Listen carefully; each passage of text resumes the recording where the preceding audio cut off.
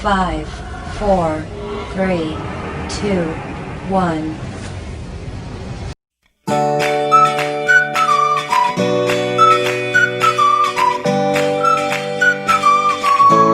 Halo anak-anak, selamat pagi. Bagaimana kabar kalian hari ini? Ibu harap kalian dalam keadaan sehat selalu. Nah, anak-anak, hari ini kita akan belajar dari subtema 3, bermain di lingkungan sekolah.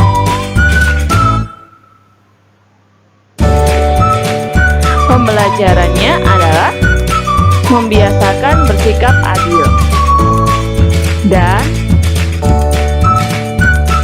cinta lingkungan. Nah, anak-anak, seperti biasa ya, sebelum memulai kegiatan pada pagi hari ini, kita akan membuat komitmen terlebih dahulu. Komitmennya adalah saya akan bertanggung jawab dalam mengerjakan tugas.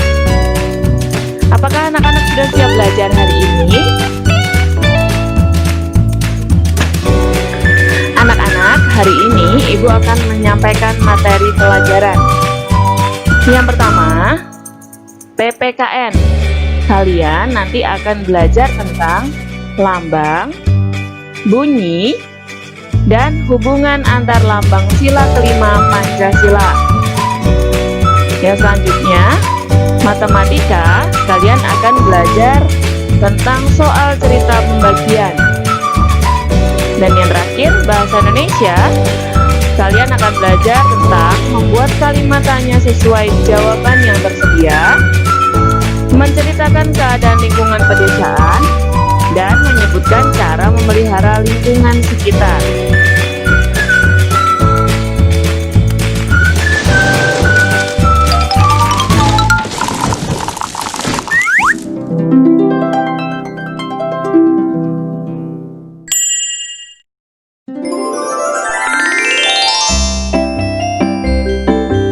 Garuda Pancasila.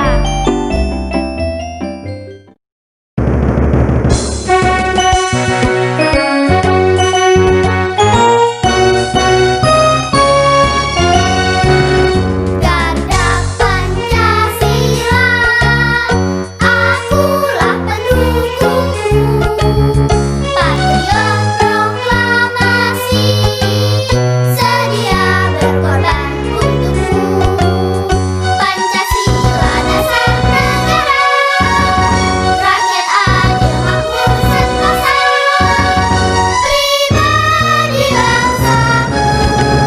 Ayo maju, maju, ayo maju, maju, ayo maju, maju.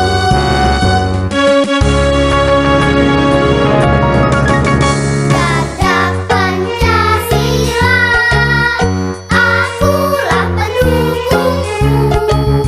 Patriot proklamasi, sedia berkorban untukmu. Pancasila dasar negara, rakyat adil makmur sentosa, pribadi bangsaku. Ayo maju, maju, ayo maju, maju, ayo maju, maju.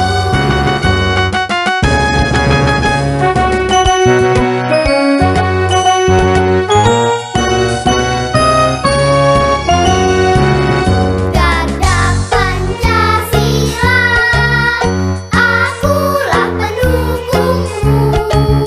Patriot proklamasi, sedia berkorban untukmu. Pancasila dasar negara, rakyat adil makmur sentosa, pribadi bangsaku. Ayo maju, maju, ayo maju, maju, ayo maju, maju.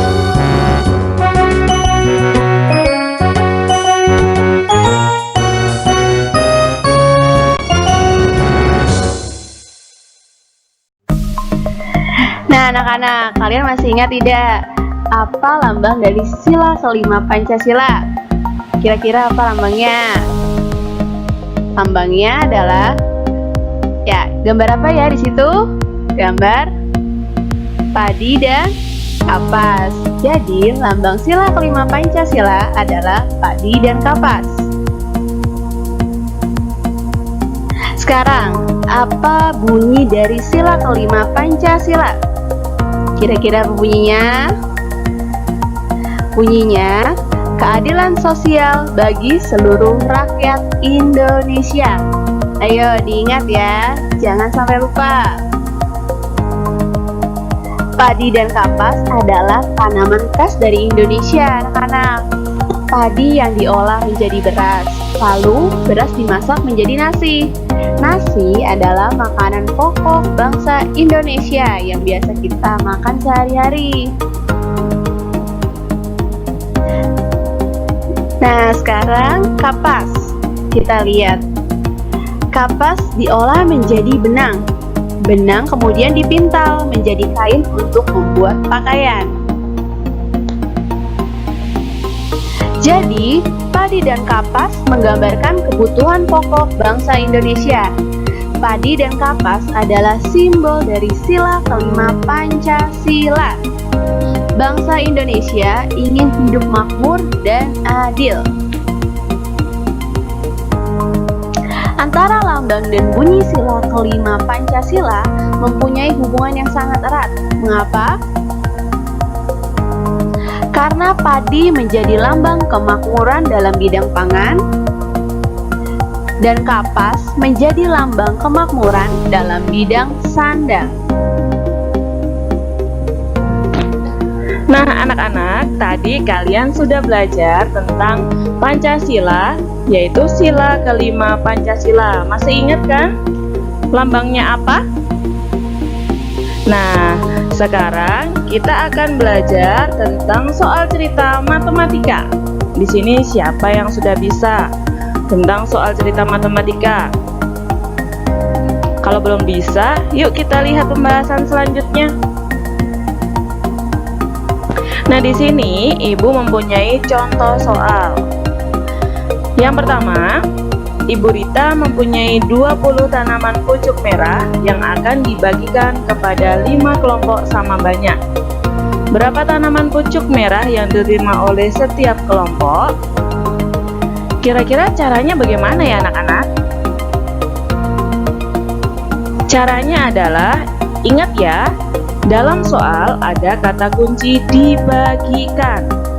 Nah, kalau ada kata kunci dibagikan, kalian menghitungnya adalah dengan cara dibagi. Nah, yuk kita lihat caranya bagaimana. Kalimat matematikanya kalian tulis terlebih dahulu ya. 20 dibagi 5. Nah, 20 dibagi 5 itu hasilnya adalah 4. Jadi, pucuk merah yang diterima oleh setiap kelompok ada 4 tanaman.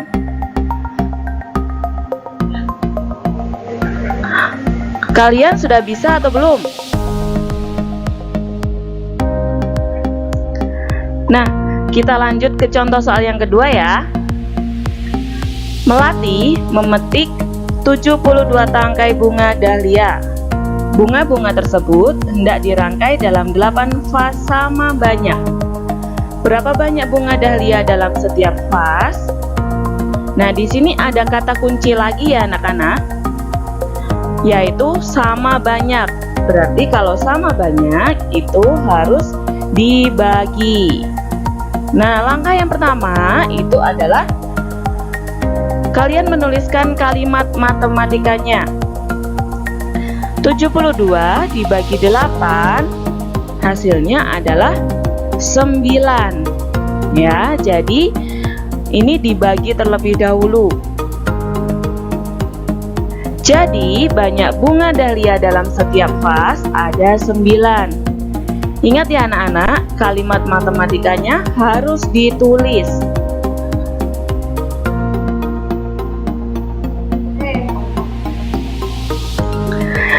Kita lihat untuk contoh soal yang terakhir. Bu Ratna mempunyai 90 bunga mawar. Bunga-bunga mawar tersebut akan dirunce menjadi 9 hiasan rambut. Bu Ratna membutuhkan bantuan beberapa anak untuk meronce. Berapa anak yang dibutuhkan oleh Bu Ratna? Nah, di sini kata kuncinya adalah dibutuhkan. Nah, untuk mencari jumlah anak yang dibutuhkan oleh Bu Ratna, caranya adalah dengan dibagi. Caranya seperti tadi anak-anak, kalian harus menuliskan kalimat matematikanya. Kalimat matematikanya adalah 90 dibagi 9. Hasil dari 90 dibagi 9 itu adalah 10. Jadi, anak yang dibutuhkan oleh Bu Ratna ada 10 orang. Nah, anak-anak, sampai sini apakah sudah paham? Jika kalian belum paham, kalian boleh bertanya kepada wali kelas kalian masing-masing, atau boleh juga bertanya kepada orang tua kalian. Untuk latihan soal matematikanya, kalian tulis soal dan kerjakan di buku PS Matematika ya. Soalnya adalah yang pertama, Bunita membeli 63 tanaman lidah buaya. Tanaman lidah buaya tersebut akan ditanam dalam 7 pot sama banyak.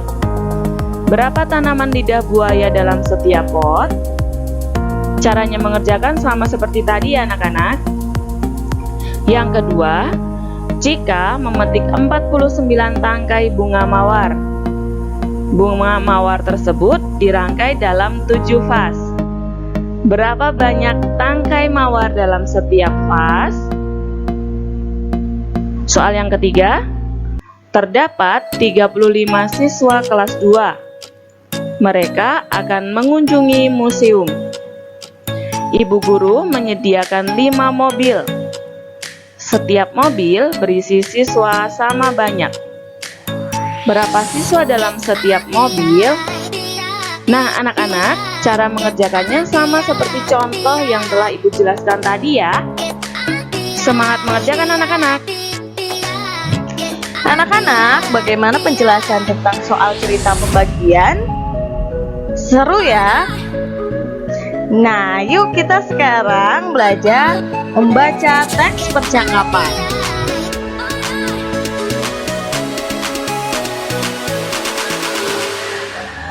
Kenangan di desa. Hai Melati, hari Minggu yang lalu kamu pergi ke rumah kakekmu di desa ya? Ada apa saja di sana? Betul sekali, Nurjana. Minggu yang lalu aku mengunjungi kakekku di desa. Di sana aku melihat pemandangan yang indah, merasakan udara yang sejuk, bertemu penduduk yang ramah-ramah, dan melihat anak-anak yang sedang bermain di lapangan.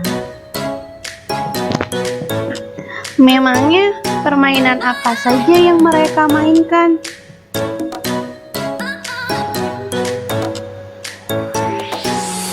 Mereka ada yang bermain congklak, gobak sodor, kelereng, dan bola.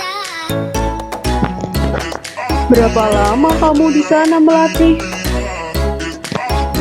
Aku di sana selama 7 hari. Apakah kamu tidak bosan, Melati? Tentu saja aku tidak bosan, karena banyak pengalaman yang aku dapatkan setiap hari. Aku ikut nenek ke pasar dan diajak kakek berkeliling desa. Anak-anak, apakah kalian tahu di dalam teks percakapan yang sudah dibaca oleh Melati dan teman-temannya ada beberapa kata tanya? Apa kalian tahu kata tanya apa saja? Yuk kita belajar. Yang pertama, kata tanya apa? Apa digunakan untuk menanyakan benda. Contohnya, apa yang kamu makan? Yang kedua, siapa? Siapa digunakan untuk menanyakan nama orang. Contohnya, siapa nama teman sebangkumu? Selanjutnya, Di mana? Di mana digunakan untuk menanyakan tempat. Contoh, di mana kamu dilahirkan? Selanjutnya, kemana digunakan untuk menanyakan tujuan.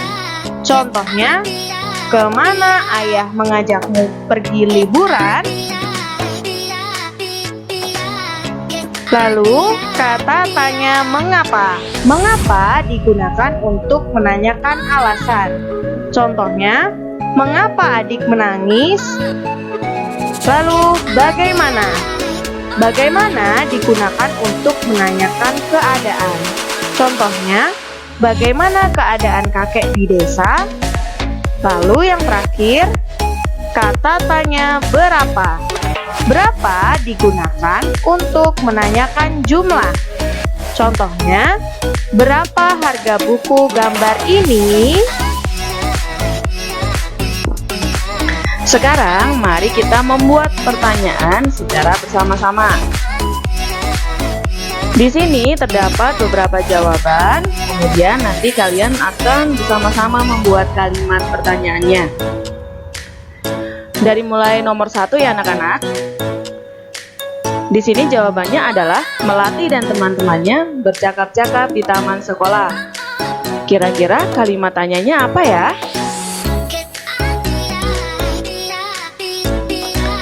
Kalimat tanyanya adalah di mana Melati dan teman-temannya bercakap-cakap.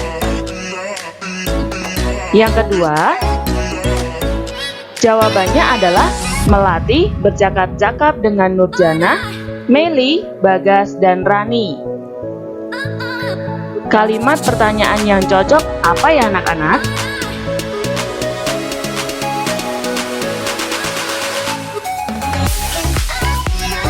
Kalimat pertanyaannya adalah siapa saja yang bercakap-cakap dengan Melati? Yang ketiga, minggu yang lalu Melati pergi ke rumah kakek di desa. Kalimat pertanyaannya adalah kapan Melati pergi ke rumah kakek di desa?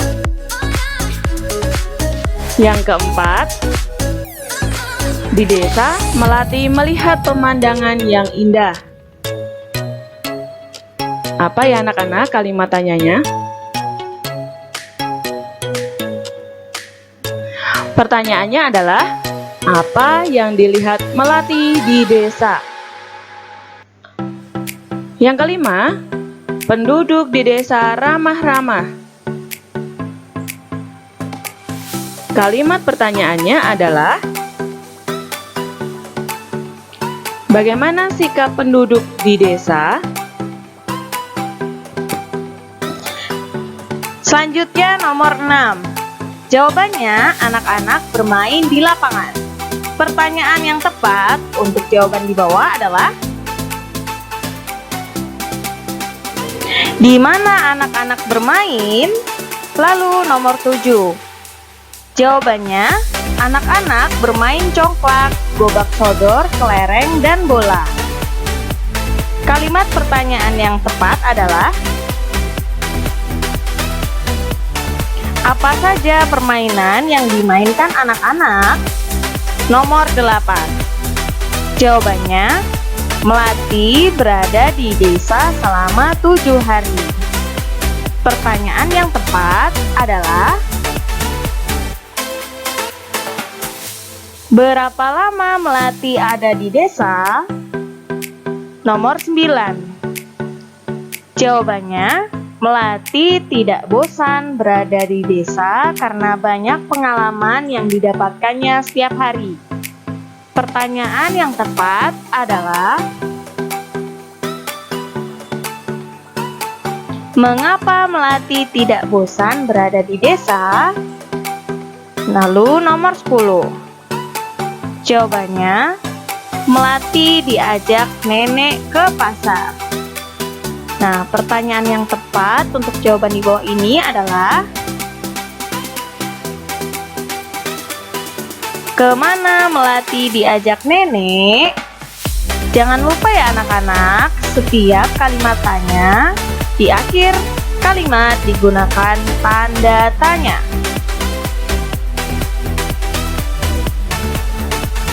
Nah, sekarang coba kalian perhatikan gambar yang ada di layar kalian. Kalian perhatikan bagaimana suasananya, bagaimana lingkungannya. Jika sudah diperhatikan, sekarang kita mencoba membuat cerita singkat dari gambar yang ada di layar. Contohnya seperti ini anak-anak. Lingkungan sekolahku sangat indah dan sejuk. Di sekitar sekolahku banyak ditanami tanaman, sehingga udara menjadi sejuk. Selain itu, keadaan lingkungan sekolahku sangat bersih karena semua warga sekolah selalu menjaga kebersihan. Jadi, kami semua merasa nyaman berada di sekolah. Nah, cerita yang Ibu buat itu tadi berdasarkan dengan gambar yang ada di layar kalian. Anak-anak, untuk tugas hari ini, Kamis 3 September 2020 yang pertama, PPKN, menyalin catatan sila keempat dan kelima Pancasila. Yang kedua, matematika, mengerjakan latihan soal yang ada dalam video pembelajaran. Lalu yang ketiga, bahasa Indonesia. Yang pertama itu menceritakan keadaan lingkungan pedesaan. Ada di buku tematik 2B halaman 136. Dan yang kedua, mengerjakan JIFOM PS Bahasa Indonesia KD 3.3 dan 3.10. Tetap semangat ya anak-anak.